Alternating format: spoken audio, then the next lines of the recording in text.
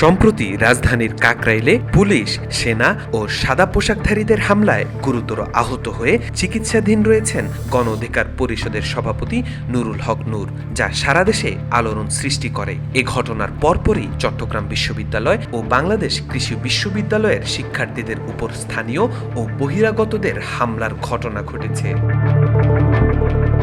বিশেষ করে চবিতে হামলার ঘটনা দেশে নজিরবিহীন। এছাড়া রাজশাহী বিশ্ববিদ্যালয়ে ছাত্র সংসদ নির্বাচন ঘিরে উত্তেজনা তৈরি হয়েছে।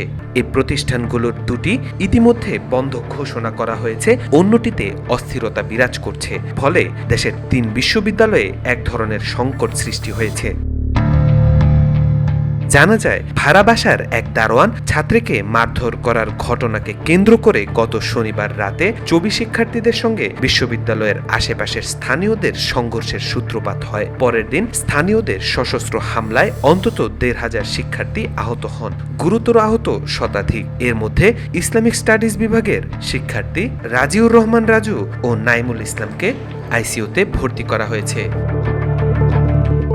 চট্টগ্রাম বিশ্ববিদ্যালয়ের পর রবিবার রাতে 8:45টার দিকে বাংলাদেশ কৃষি বিশ্ববিদ্যালয়ে আন্দোলনরত শিক্ষার্থীদের উপর সদরের এসপি ও ডিসির উপস্থিতিতে দেশীয় অস্ত্র দিয়ে হামলা করেছে বহিরাগতরা। এ ঘটনায় সাংবাদিক সহ 10 জন আহত হয়েছেন। বিশ্ববিদ্যালয়ের শিল্পাচার্য জয়নুল আবেদিন মিলনায়তনের সামনে এই ঘটনা ঘটে। বেশ কয়েকটি ককটেল বিস্ফোরণের শব্দ শোনা যায়।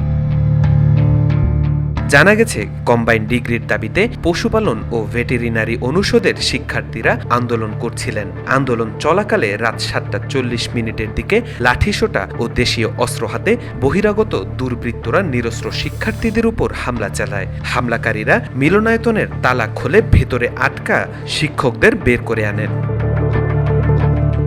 শিক্ষার্থীদের অভিযোগ, প্রশাসনের প্রত্যক্ষ মদদেই এই হামলা চালানো হয়। ঘটনার পর উত্তেজনা ছড়িয়ে পড়লে রাত 9:30টায় জরুরি সিন্ডিকেট সভায় বিশ্ববিদ্যালয়ে অনির্দিষ্টকালের জন্য বন্ধ ঘোষণা করা হয়। শিক্ষার্থীদের সোমবার সকাল 9টার মধ্যে হল ছাড়ার নির্দেশ দেওয়া হয়েছে।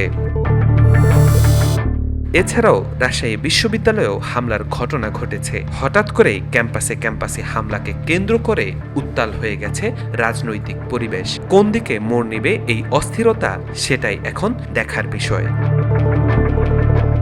তাওফিকুল ইসলাম, আজকাল।